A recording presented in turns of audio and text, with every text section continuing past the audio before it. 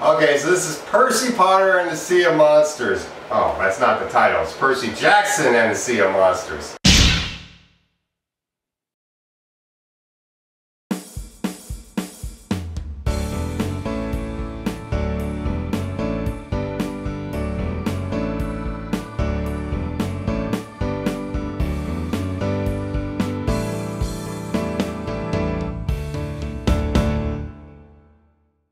Percy Jackson and the Sea of Monsters, directed by Thor Denethal, who's directed Diary of a Wimpy Kid 1 and Hotel for Dogs. And this movie is okay. Stars Logan Lerman as Percy Jackson, Alexandria Dorado as Annabeth, and Douglas Smith as Tyson, who is Percy's half-brother, a Cyclops. Levin Rabin as Clarice, the daughter of Ares, the god of war. Annabeth is the daughter of Athena, the goddess of wisdom. And Brendan Jackson as Grover, who is a satyr.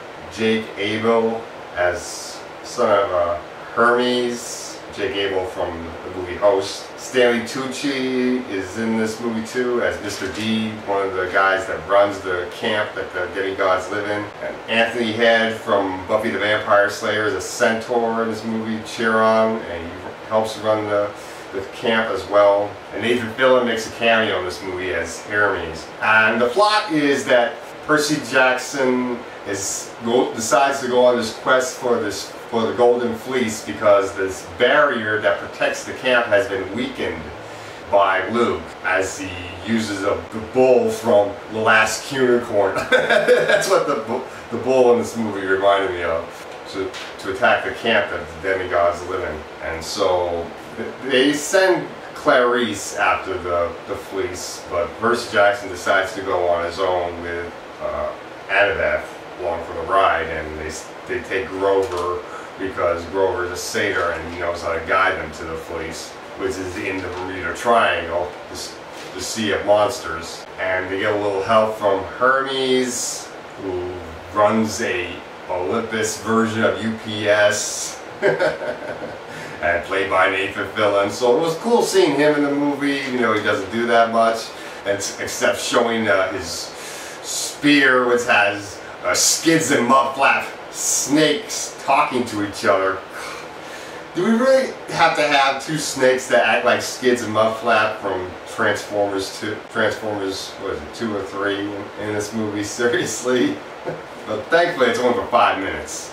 And this movie rips off a lot of other films in this movie. You got our 3 main protagonists in this film. And it reminds me very much of a car that Harry Potter and Ron Weasley go around in one of the Harry Potter films. You got, as I said before, the bull reminded me of the bull from The Last Unicorn. There is a giant Cyclops in the movie. I'm not talking about Tyson, I'm talking about another Cyclops. And that reminded me of Jack and the Beanstalk. And let's see. There's a monster in this movie reminding me of a monster from Return of the Jedi. There's another scene that reminds me of a scene from 2000 Leagues Under the Sea. And then the chest that holds the remains of Kronos, because Luke wants to bring back Kronos from the chest of Tartarus. It looks exactly like the chest that holds the Ark of the Covenant. So we're ripping off Raiders of the Lost Ark. And the fact that you got Kronos in it, you just ripped off the Wrath of the Titans, the second Titan film from the classic Titan franchise. So right there, that's one of the reasons why this movie is not that good. But I didn't walk out hating this film. I did like this film. I did like the comedy in this film, and apparently some of the people in the audience liked the film enough to actually clap at the end of the film. Although I think that was a little bit overrating it by giving it some clapping at the end. So I'll give this movie a 7 out of 10. It's not really that bad. The acting's pretty good. The CGI is kind of cartoonish, but it's bearable. So I'd say rent the movie. You don't really need to see it in the theaters. And that's what I have to say about Percy Jackson.